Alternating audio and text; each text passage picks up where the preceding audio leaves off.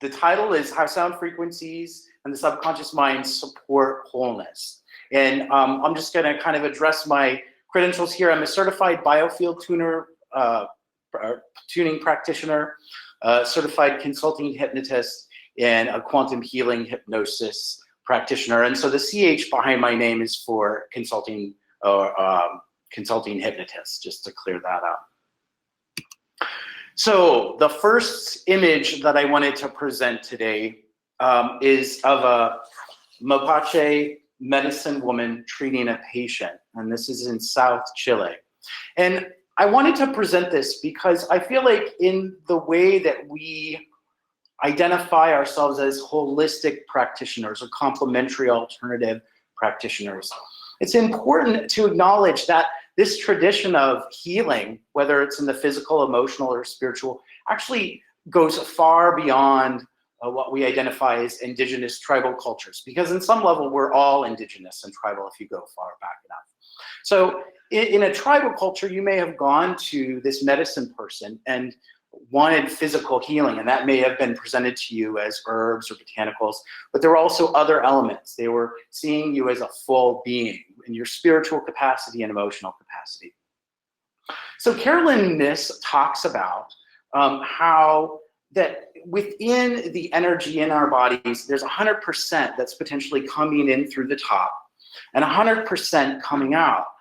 But when we have unprocessed emotional experiences or trauma, even physical experiences or trauma within our bodies or bones or organs, that these actually get stuck in parts of our consciousness.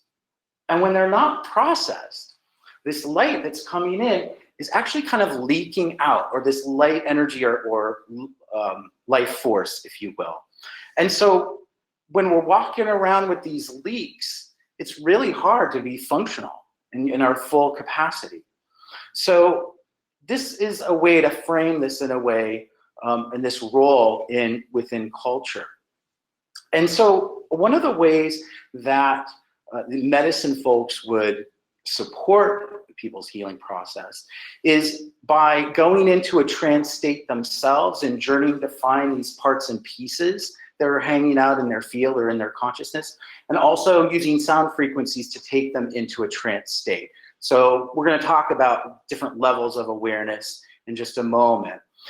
But another idea is that when we are well as individuals, that our communities and our tribes are well as well. So we are the parts that make the whole. When we think about healing in a traditional way, we usually think about biology and chemistry. It's a very matter-based way of looking at it. But we also understand as time goes on that there's magnetism, there's electricity going on, and these are not physical necessarily. They're not, they may interact with biology, but within our visual spectrum and our auditory spectrum, we're not fully aware of them. However, as time goes on, particularly in traditional Chinese medicine or other energy healing modalities, it's acknowledged that it's present. So a concept that I keep coming across in learning about working with clients and observing how things are showing up in the body is that our bodies are wise, and that there's information that's always happening there. And when people say, oh, I need to be in my body or listening to my body, there's wisdom there. So there are a number of different ways that this shows up. Muscle testing is a form of applied kinesiology. So that's where a mineral or a supplement is introduced into the field of the individual, and the practitioner will see where they're feeling more resistance or less resistance. And that's indicating the alignment or the need within the physical system for that. And that's happening purely on an energetic level. Another part of this biological wisdom, as I see it, is inside of our gut flora. You know, when we think about our responses to choices or circumstance, if you've ever heard someone say, I could feel it in my bones, or I got a pit in my stomach, that's our bodies talking to us. And if you also frame this in that 50% of your cells in your body, or about that, are actually microorganisms or bacteria. So it makes me wonder, is the survival instinct of your gut flora communicating information to you about what is a good choice or what is the best choice for your path or survival. So there are lots of different ways to view this, but there are other areas where this also comes in if you use pendulums or dowsing rods. I was in a Biofield training a couple days ago as a demo body, and the teacher explained using pendulums in a really interesting way. She said, when we use them to identify where energy is not moving in the body, it's as if our subconscious is connecting with the subconscious of the client on the table. And I thought that was a really wonderful way. It's almost as if it's by that feedback loop is bypassing our conscious awareness. So as complementary alternative practitioners, and within the holistic universe, as it were, there's an idea that inherently in our bodies and our beings, that balance and homeostasis is inherent. And that what we need to do is go in and find where things may not be moving to allow that system to auto-correct and find its balance. So when we're finding where this is, and this is pretty well integrated in traditional Chinese medicine and Reiki and other kinds of modalities that work with this concept of qi or prana. Once we get that flow going, everything finds its way and puts itself into place. You know, I grew up in the 70s, so one of the myths that we had was Star Wars, right? And I remember really early on, right, this concept of the Force. It's everywhere. We don't really know what it is, but it makes everything happen. And I just think that that's a real interesting format for people, regardless of their belief system or background, to acknowledge that there's something bigger that's animating everything in a biological format around us. So in my experience in working with clients, I perceive that most things that are showing up in people's bodies and in their lives, and I want to state here that I perceive things as interconnected, so that emotions and biology are functioning together, that it's an integrated process. So when there is stuff that's coming up in people's body, maybe they're having an ache and pain or a specific spot, or things are showing up in an organ system in a specific way, that more often than not, there's some kind of pattern that's occurring. Whether it's in their experience growing up or in some other spots we're going to talk about next. When things reoccur in this way, there's generally an origin point somewhere. But that's one of the ways that I tend to perceive when energy is not flowing. So we're going to talk about 3 different spots where I perceive this energy not moving or can get stuck. These are not all inclusive, right? So people are individual, all kinds of things shows up in different ways, but these are kind of big groups that I perceive. So first off, we can look at the present life. So these are sort of emotional patterns that we learn growing up, family or our caretakers, or if we're part of a religious system. And Murray Bowen came up with a concept called the family systems perspective.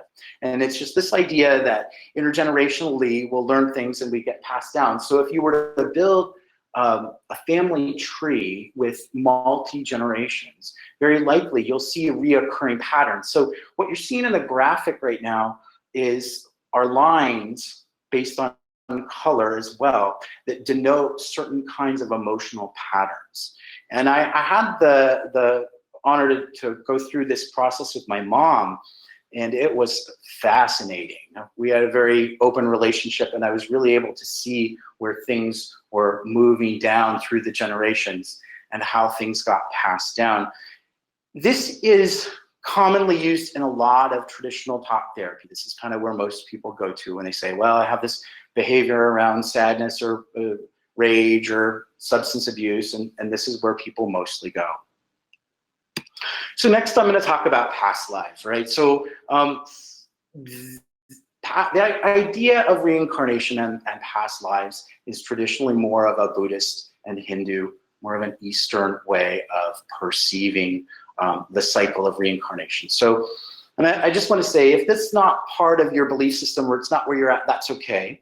You know, past lives have really become more mainstream. There's a psychologist by the name of Brian Weiss, who's sort of made past life inquiry a little bit more mainstream. But the idea is that in this life you're experiencing, it's one page in a pretty vast book of who you are. And that outside of the physical, there's a part of you that's infinite and eternal. And what can happen is that just like patterns may reoccur in your family of origin, you may have experiences that you're still processing in some way. So sometimes this shows up as a physical condition for folks. Sometimes it's an emotional pattern or a pattern that's happening with relationships in their lives. But it's just acknowledging that you're much bigger than what's here, and sometimes those show up. You know, there's some interesting information coming through when kids are real young, usually under the age of 5, and they're working with weird dreams. They're working with these really deep feelings that are problematic for their health, both emotionally and physically. And more, what folks are finding is they go farther into it, because when you're a parent, you're watching your child go through this. It's really hard. And so there are more and more documented cases where they're identifying where children are able to identify with real specific information their previous lives. So this is one spot that I work with and that I perceive that things can get stuck in. So the next spot is connected to our ancestral memory, that's connected to our DNA. There's some research that's coming out. It's still kind of being mulled over by the scientific community and by lots of different folks. But based on the work that I've done in biofield tuning, I've definitely identified patterns that are encoded within the genetic memory of individuals, basically your inheritance on a certain level. And when I was working with a Samoan woman, I think she was a grandmother many years back, she said to me that when you're a child, that you want your grandparents to come very close to you, and you want them to breathe on you because you want to be connected to their energy, their mana. And just something clicked when she described that to me, that there's energy inside of our genetic expression, and that goes up to the ancestors and goes down to the descendants. And when we think about it, you know, in our families, we go, oh, you get that from your uncle, or oh, that's just like your grandma, or, you know, that behavior, that weird thing you do is like your mom. There's a lot going on here. There's more than I think that we know, and we're starting to uncover. So there are kind of two different ways to think about this, and I don't think they're mutually exclusive. One idea is regarding ethics. So that's from Bruce Lipton's work. He's a developmental biologist and talks about gene expression, and that there are parts of the environment or behavior that can stimulate a certain response within the existing genetic code. And then we're going to talk about Eileen Day McCusick in a little bit, but she also talks about energenetics, that there's energy or patterns that are inside of the DNA that are a little bit out or maybe concurrent with the genetic expression. So you can say, well, I'm short, so that's like grandma. But what can sometimes show up, and what I found is particularly interesting when I've worked with ancestral patterns, is I call it creation anxiety.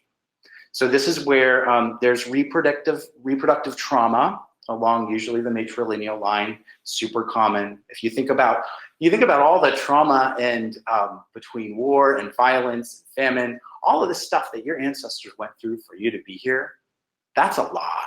So in the case of creation anxiety, that's what I like to call it, that can sometimes show up in all different ways, but it generally is this kind of fear of how will what I create be received in the world. It can show up in really individualized ways, but what I find particularly interesting is when it shows up in men, although it's on the matrilineal line. So that's just one example of what I find. Biofield tuners find all different kinds of things and patterns, but that's just one example. So I've been talking about where all this stuff lives, and it's a little bit all over the place. It's a little outside of time and space. It's not really in the physical. Maybe we can't really give you a drug or surgery or do physical therapy for this. This is kind of out there stuff.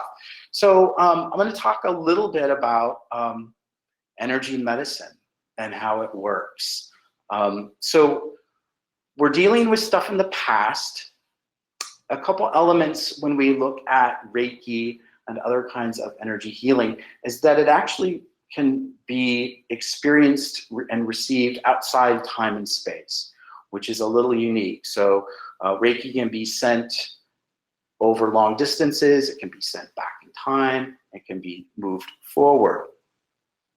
And so one way to perceive this within a physics model that we're also sort of mulling through is the idea of non-local phenomenon. So what they've observed is when there's a light photon, the behavior of the photon changes whether or not it's being observed.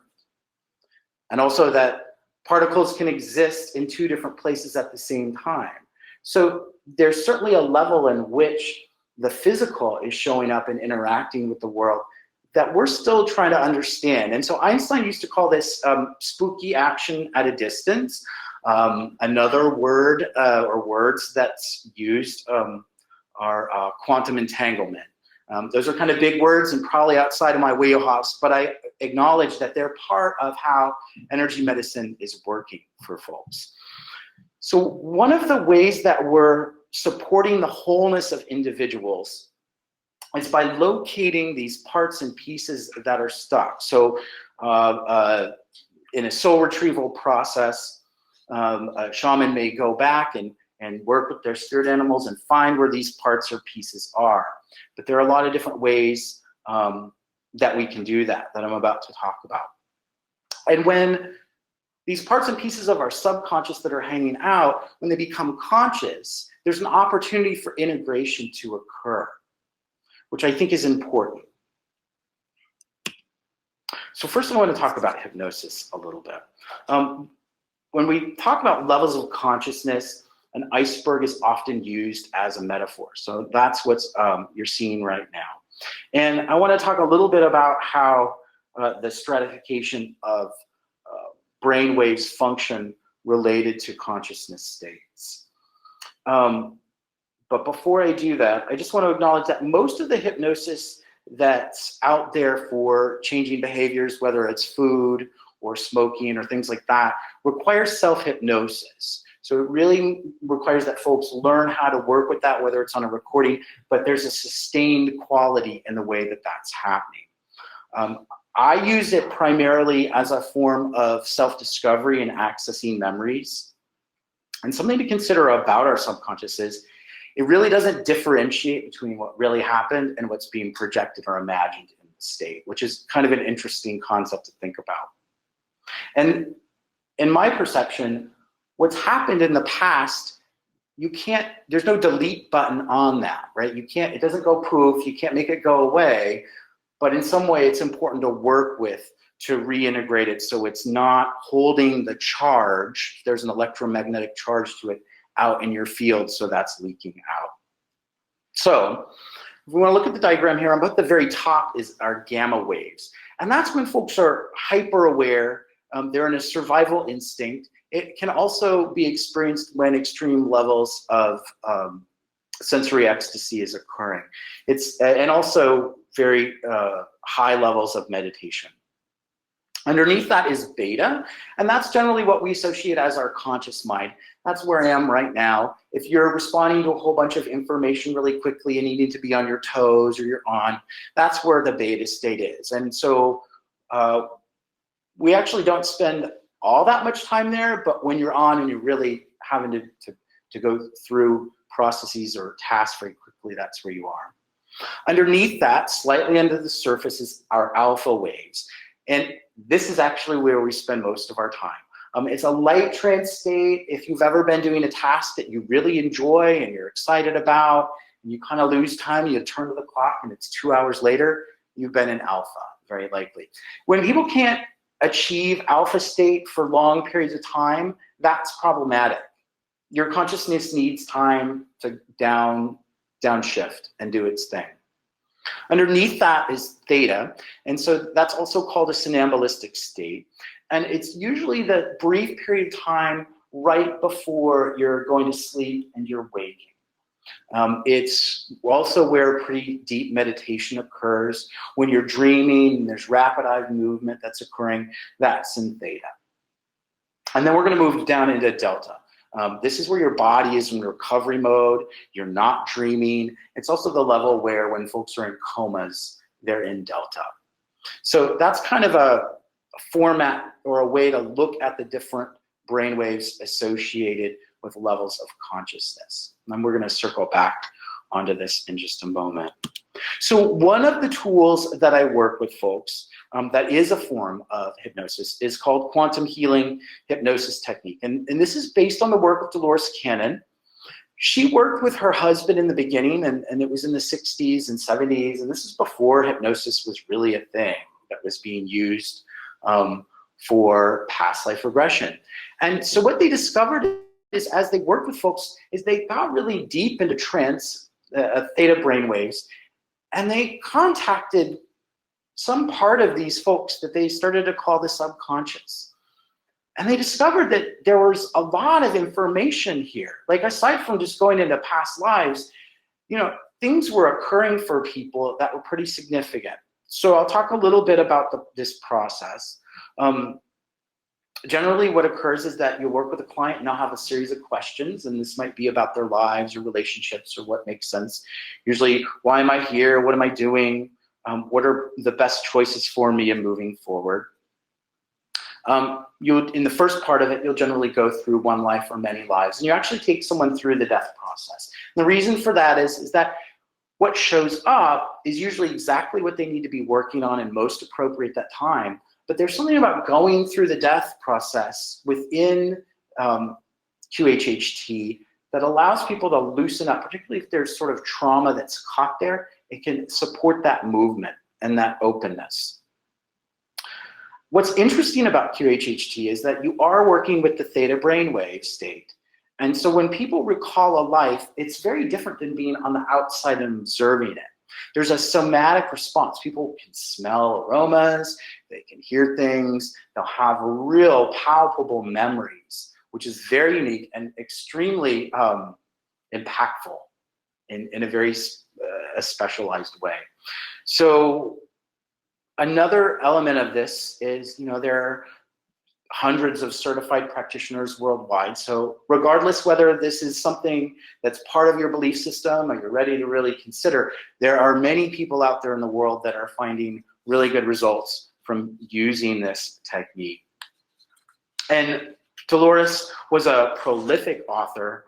She wrote 19 books, and she founded the Quantum Healing Hypnosis Academy. So I want to talk briefly about hypnoaromatherapy. This is sort of a newer concept, and I believe I found about a handful of people that are working with this out in the world, but it's fascinating to me. So we know that with aromas, when you smell something, it's triggering an emotion. It can, right? If you have an aroma association of being at grandma's house and smelling cinnamon, it's going to take you there. Similarly, if you have a negative response to an aroma, it's going to take you there too. But we know that the brainwave or the brain pathways for aroma and memory are going to the limbic system. They're going to similar spaces.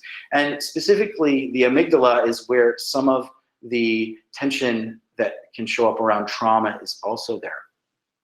It's one of our most primal sensory pathways, but it's also still evolving. So what you can see in the diagram that's on the slide now is I found some information that's pretty recent that came out. around the different areas of the olfactory tract. So that's part of your physiology that's receiving those particles that are going into your brain. And the interesting thing about that pathway, right, is that it's not going through the filtering process that your vision does and that your sight does. It's kind of a quick freeway right there. But as our biology evolves, you can see that there's a certain pathway that's connecting to our very old olfactory system. There's another pathway to our less old olfactory system, and then we have a newer system that's going on an evolutionary way.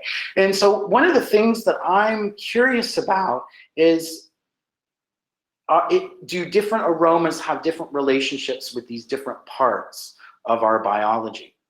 And we know that we can recall the association when an aroma is introduced, but can we insert a new association with an aroma? So I'm just real interested in working with this level of subconscious with these botanicals for a supportive outcome for people's wellness. We're going to talk about a few different concepts before we get into biofield tuning. But first off, I want to acknowledge that everything has a frequency, right? So sound, color, everything. Although with our biology, we're only able to see certain bandwidths of color and sound, but it doesn't mean that those other frequencies or levels of perception are not present. So these scales inform how matter shows up and how energy shows up. And so a couple examples of how, or the technology that's currently out there, and this is just a very short list, right? So there's a Biofield viewer that's available that can detect electromagnetic fields. I recently went to a Biofield tuning training where we connected with HeartQuest software, which is from Russia, and that tests the heart rate variance that occurs. And so based on the information that's pulled out of this tool, it basically provides you with a full diagnostic for many different modalities of what's going on with you internally. So that was very fascinating. And then beryllium photography. So those are just a couple examples on that slide of the electrical coronal discharges that occurred there.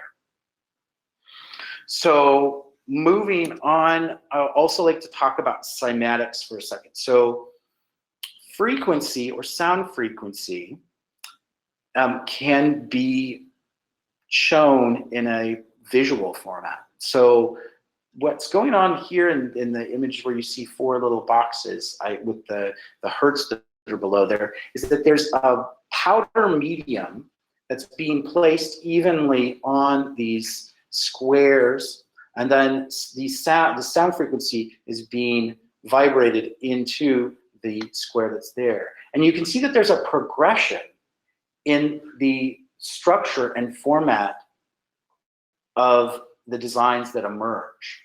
So this tends to indicate that frequency has a relationship to how matter shows up and the level of complexity that arises. So there are a lot of different questions about this. So we can see really clearly here that frequency impacts matter.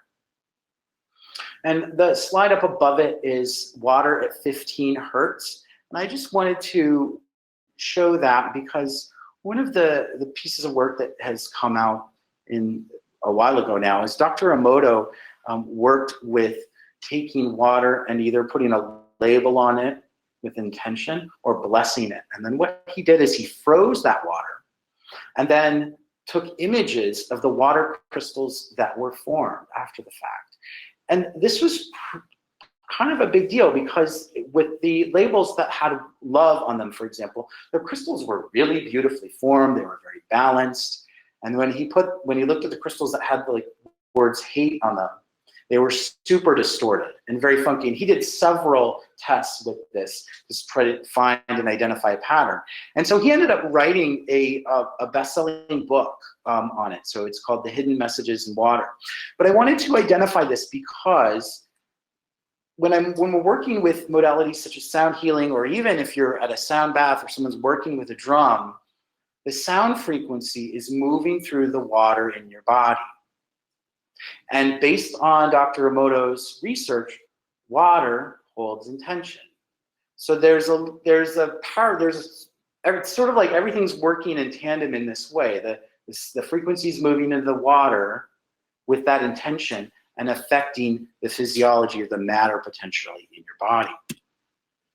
So just briefly to talk about this effect of harmonic resonance on humans, right? We know that in schools it's promoted for all kinds of reasons to support academic learning, even though it's a creative process. We know that it supports the hemispheres and the communication between the two, memory recall. It's used in elder facilities to support people in their process, plasticity and learning. All these things are part of the picture there.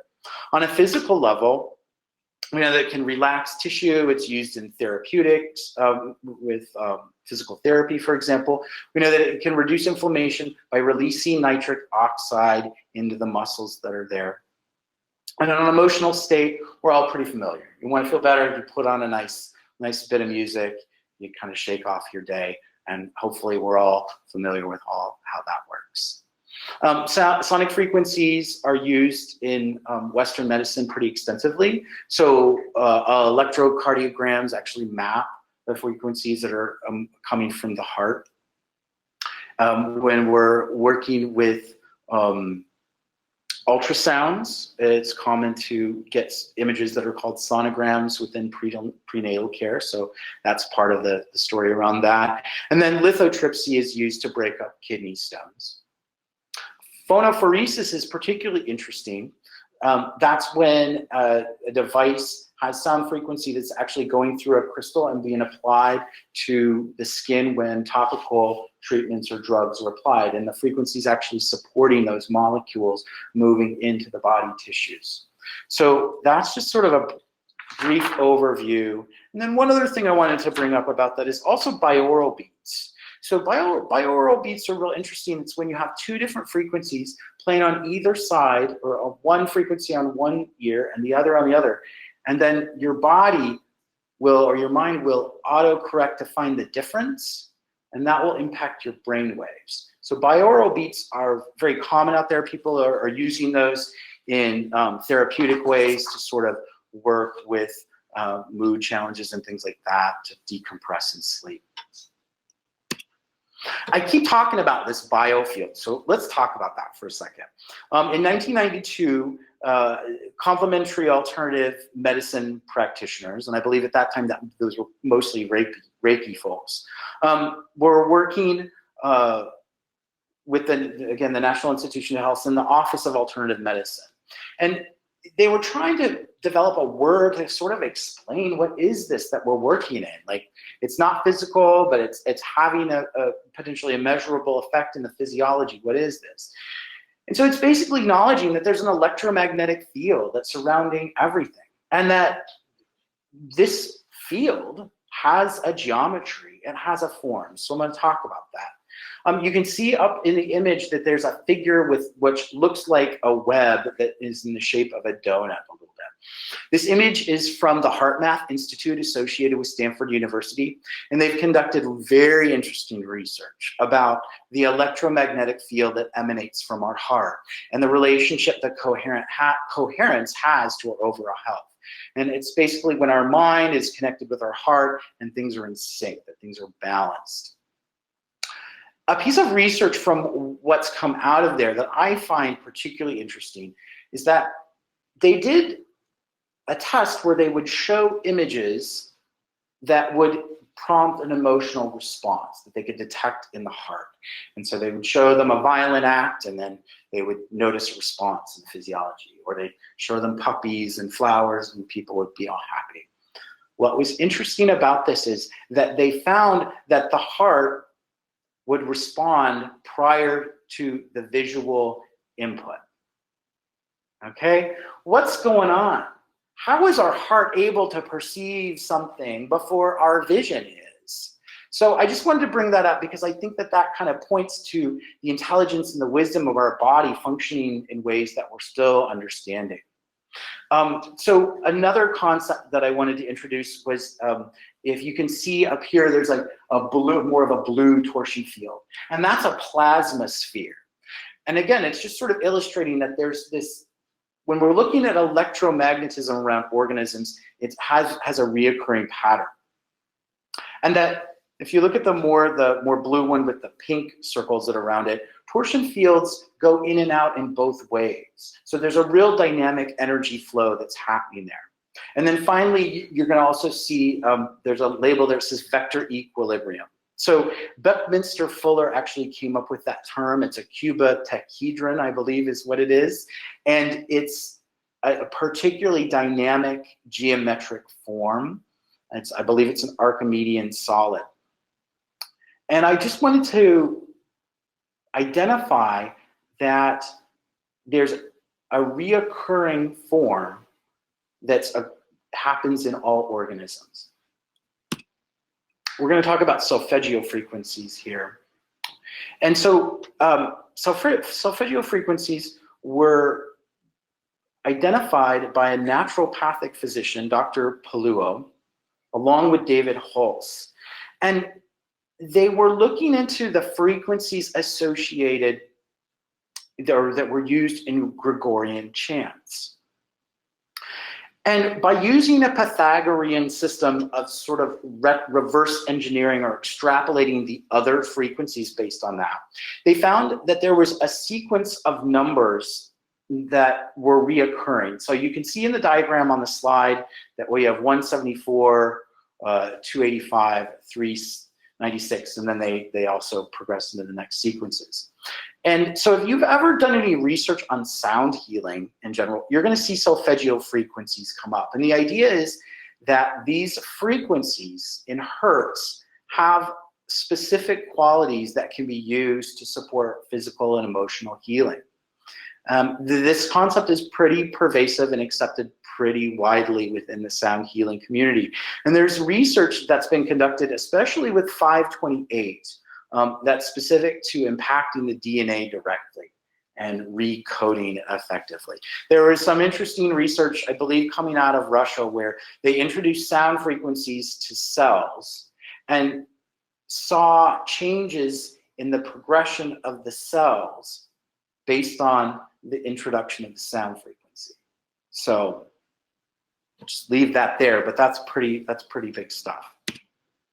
Let's talk about biofield tuning. All right. So biofield tuning is a modality that's developed by Eileen Day McCusick, and she's author of Tuning the Human Biofield, Tuning the Human Biofield.